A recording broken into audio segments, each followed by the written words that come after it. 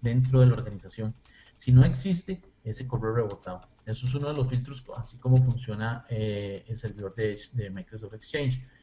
Él se basa en el EDS para eso. ¿Por qué? Porque yo no quiero que mis servidores de la DMZ tengan acceso a mi directorio interno, porque si en algún momento se comprometía la seguridad, vamos a vernos en grandes problemas por ahí. Entonces, esto me sirve para tener una porción pequeñita de mis servicios de directorio. Si queda alguna duda por ahí, por favor se la escriben a Víctor y vamos ahí en el camino, vamos respondiendo. Pregunta Continuamos. William que si con este directorio es posible autenticar usuarios de tipo Amazon, Hotmail, etcétera. Esa porción SLS sirve únicamente para validar usuarios, no para autenticarlos, para ver si el usuario es válido o no es válido. Eso es únicamente para lo que se utiliza. En el caso de Exchange, él lo utiliza solo para eso. Si yo lo voy a utilizar para otra aplicación, depende de cómo yo le vaya dando forma, porque LDS, perdón, AD, LDS es manipulable. Y a nivel de Active Directory se puede hacer ese tipo de autenticación. A nivel de Active Directory, sí. A nivel de Active Directory, recuerden que Active Directory es flexible y yo puedo integrarlo con cualquier aplicación. Entonces yo puedo poner intermediarios que hablen con Active Directory con las aplicaciones que yo instale, previamente que sean compatibles con servicios de LDAP para que puedan autenticar contra Active Directory. Que esos son ¿Ok? los servicios de federación. No, No. servicios de federación es un poco diferente. Servicios de federación, y eso ya se lo puedo explicar un poquitico, es, por ejemplo, los que hayan escuchado Office 365, hayan escuchado VIPOS, ellos utilizan Federation Services para integrarse con mi organización interna. Ya sea, yo tengo mi empresa, si mi empresa se llama toybox.com y esa empresa adquirió a Tutorials o bien tiene relaciones comerciales con Tutorials, pero yo no quiero realizar relaciones de confianza entre ambas empresas y lo único que quiero es que los usuarios se puedan autenticar de un lado a otro a una aplicación, a un servicio web. Ahí es donde yo utilizo los servicios de federación. Yo hago una federación entre las dos empresas que pueden utilizar un recurso compartido entre sí. Eso es lo que hace el servicio de federación. Perfecto. ¿Okay? Vamos a hablar un poquitico qué es la autenticación. Aquí se los puse así, lo más preciso, y es la autenticación, es el proceso mediante el cual se comprueba la identidad de un usuario en una red. Básicamente la autenticación es, yo digo quién soy, basado en, ya sea en un número de cédula, yo puedo decir yo soy Brian Calderón y aquí en Costa Rica utilizamos el número de cédula, mi cédula es la 1-1160, ta, ta, ta. Ese soy yo y así es como yo hago o me voy a conocer que yo soy Brian Calderón. La autenticación en Active Directory funciona muy similar. Incluye dos componentes. El inicio de sesión interactivo, que es donde se otorga acceso al equipo local. Y luego la autenticación de red, que es la autenticación o el acceso a recursos. Cuando yo tengo una máquina en un grupo de trabajo, yo me autentico localmente. Pero cuando yo tengo una máquina en un dominio, yo me autentico en la red y acceso a recursos en la red, sean carpetas, impresoras, unidades mapeadas o inclusive a servidores. Mientras que la autorización es un proceso mediante el cual se comprueba que un usuario tenga el permiso para llevar a cabo una acción dentro de los recursos compartidos. Aquí, no sé si la ven completa porque esta filmina tiene algunas. Si la están viendo completa, Víctor, Sí, sí, yo la veo tiene completa. algunos. Ok, tiene algunos ahí como un play. Eh, ok, el paso número uno es cuando se crea la cuenta. Recuerden que cada vez que yo creo una cuenta, yo le voy a asignar un identificador de seguridad o lo que se le conoce como un SID, que eso viene siendo como nuestro número de identificación o nuestro número de pasaporte. Después de que yo creo esto, se le va a otorgar un token, que es el que mantiene la información del usuario, incluye el SID, incluye toda la información de los grupos en el cual pertenece, entre otras cosas. Una vez que él obtiene el token, se le va a dar o se va a incluir más bien en la lista o en los Access Control List de los recursos compartidos para los cuales él pueda tener acceso. Y por último, cuando él va a accesar un recurso, se compara ese token de información con todas las listas de acceso a dicho recurso y ahí es donde se hace como quien dice un match para comprobar que la información sea veraz y se le otorga o se le deniega el acceso. Hasta aquí voy bien. Si hay alguna pregunta por ahí, Víctor. Bueno, estoy viendo para Terminal Services, ¿es importante el directorio activo? Pregunta Henry Cardona. No es necesario, pero sí es recomendado. Para la parte de autenticación más que todo de los usuarios. Sí, porque al final yo puedo utilizar mi terminal y autenticarlo localmente en el servidor, pero recomendado Active Directory. Ya por los niveles de seguridad que lo utiliza, entre otras cosas como el protocolo Kerberos. Perfecto. ¿Alguna otra sobre el tema de autorización y autenticación? ¿Les quedó claro esta parte? Si no, no tengo más consultas aquí. Podemos seguir, yo creo Ok. que está... Ok, bien, vamos a ver componentes de Active Directory Domain Services. Vamos a ver qué son los roles FSMO, qué es un dominio, qué es un árbol de dominios, qué es un bosque, qué es llama una U o una unidad organizacional y qué son los objetos en el directorio. Componentes físicos y lógicos de Active Directory. En la parte de componentes físicos tenemos el almacén de datos. ¿Cuál es el almacén de datos? La base de datos, el archivo .dit. Ese es un componente físico. Luego tenemos que nuestros controladores de dominio son también componentes físicos del directorio.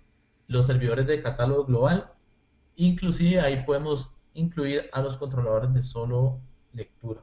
Esos son nuestros componentes físicos. Principalmente son los tres primeros que les mencioné: el almacén de datos, controlador de dominio y servidores de catálogo global. Ahora, la parte lógica, tenemos las particiones. ¿Cuáles son las particiones? No son particiones NTFS, una vez aclaro. Son particiones de Active Directory. El esquema, el default, el configuration, la partición del forest DNS y el domain DNS, que más adelante les voy a mostrar cuáles son.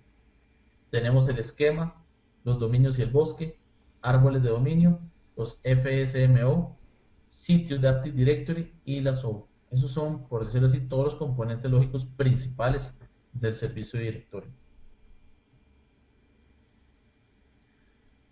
Roles maestros, tenemos el esquema master.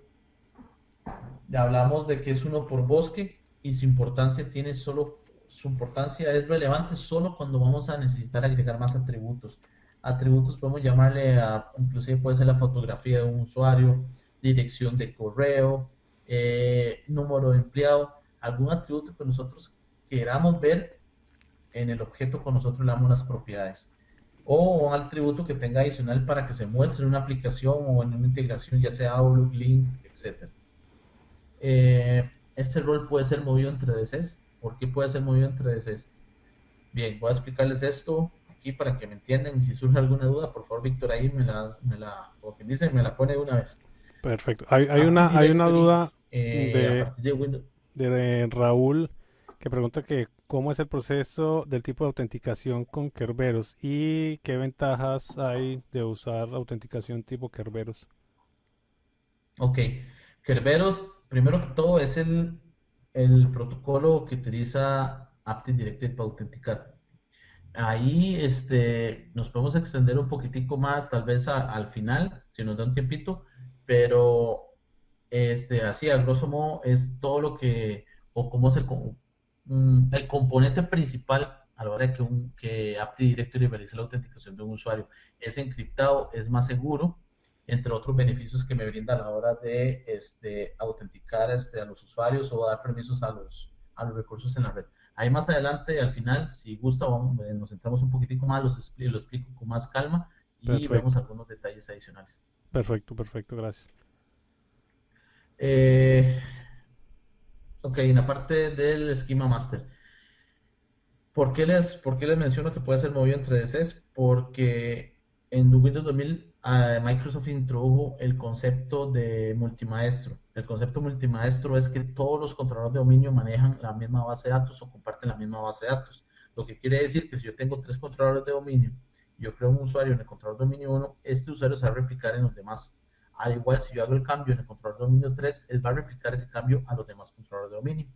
En Windows NT no existía esto. En Windows NT era el PDC y el BDC. Los BDC eran controladores de dominio que solo tenían una base de datos de solo lectura, mientras que el PDC era mi controlador primario donde yo realizaba todas las operaciones de creación de usuarios, computadoras, etc. Esto, por eso se los puse ahí, puede ser movido entre DCs. Este rol yo lo puedo mover entre varios controladores de dominio. Yo puedo asignárselo, si tengo tres, puedo asignárselo al control de dominio número 3, al 2, o bien dejarlo en el primero. Como mejor práctica se dice que debe utilizarse en el mismo equipo que hospeda el Domain Naming Master, que ese es otro rol maestro de Active Directory, que ese es el que viene a continuación. No, perdón, el Build Master vamos a ponerlo aquí. Un momentito. Ajá, aquí. Ahora sí. Domain Naming Master, uno por bosque. Menciono también, recuerden que el Schema Master es uno por bosque, el Domain Naming Master es uno por bosque y tiene relevancia solo cuando voy a crear más de un dominio.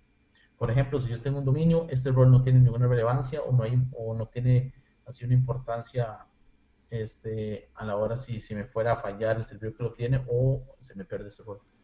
¿Por qué es su importancia cuando estoy tomando un dominio? Porque es el que se encarga de comprobar que el nombre no se repita. Esa es la importancia de este rol.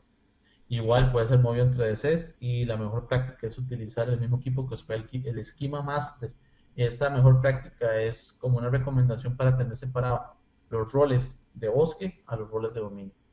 Recuerden que tenemos 5 roles FSMO, que son los 5 roles maestros.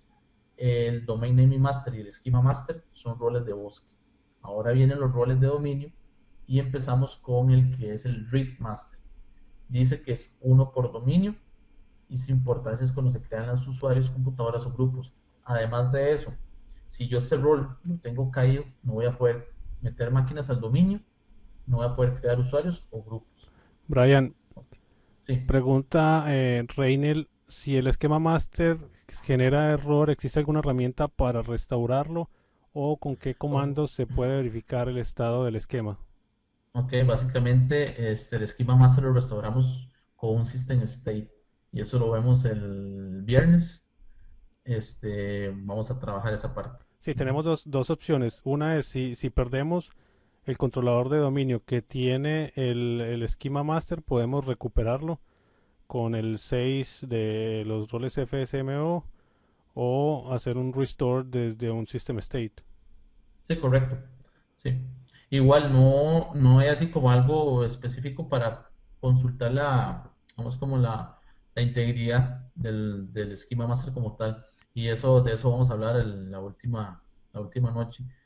Igual ahí tocamos algunas cosas que vimos en el webinar de este tema. Y pregunta Pero sí, eso también no. Saúl que qué significa uno por bosque. Uno por bosque significa que solo puedo tener un esquema master, un domain naming master por bosque. Aquí próximamente vamos a ver qué es un bosque y qué es un dominio, entonces ahí les va a quedar un poquito más claro el concepto. Pero Perfecto. sí desde ahora que vayan apuntando esto y vayan aprendiéndose esto, porque esto sí es, como quien dice así, muy importante y religiosamente importante a aprender. Sí, esto es básicamente el ABC de Active Directory. Ujú. Ok, decíamos que el read puede ser movido entre DCs. La mejor práctica es utilizar el mismo equipo que hospeda el PDC. Nunca restaurar el read desde un respaldo o imagen. Esto porque el read lleva un contador de todos los seeds o IDs que ha otorgado a los objetos en el directorio. Entonces, si nosotros restauramos este rol desde un respaldo o un backup, vamos a, como quien dice, a devolvernos atrás o resetear ese contador y puede que tengamos problemas a la hora de crear objetos, ya que van a haber duplicados en nuestro directorio. ¿Ok? Pregunta Ramón Por aquí. que si creo un usuario duplicado quiere decir que mi readmaster está fallando. De hecho, en el servidor que tiene Readmaster le va a dar un evento donde le dice que hay un usuario que tiene un seed duplicado, entonces que tome la acción adecuada para corregir el problema. Pero sí, Entonces, de ese, tendría una advertencia en el visor de eventos. sí, claro. Y desde por ahí hay un procedimiento para poder resetear, como quien dice, este contador. Y read, ¿qué significa? Pregunta Kenneth. Relative, Relative ID. Esto viene siendo el equivalente a un número único para cada objeto, que es como decir el Es un número de número, cédula. exactamente como les mencioné ahora, es como el número de pasaporte o el número de cédula. Y también si nosotros cogemos una máquina, la promovemos como controlador de dominio y le decimos que el dominio se llama a.com y luego tomamos otro servidor y lo hacemos también controlador de dominio aparte y le ponemos también que el dominio sea a.com, a pesar de que esos dos dominios se llamen exactamente igual, los IDs de dominio son completamente diferentes. Por eso es Así que es. Active Directory en realidad no toma el nombre, lo que le importa es el ID del objeto, tanto el ID de los usuarios